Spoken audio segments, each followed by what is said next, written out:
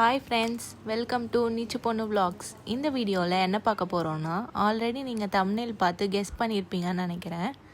எங்கள் பிரின்சஸோட naming ceremony celebration தான்.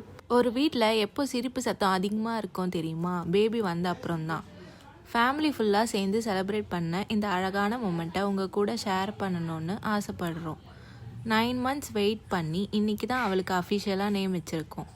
இந்நேரம் நீங்கள் சேனல் நேம் பார்த்து கெஸ் பண்ணியிருப்பீங்கன்னு நினைக்கிறேன். எங்கள் பிரின்சஸோட பேர் நிஷ்விதா.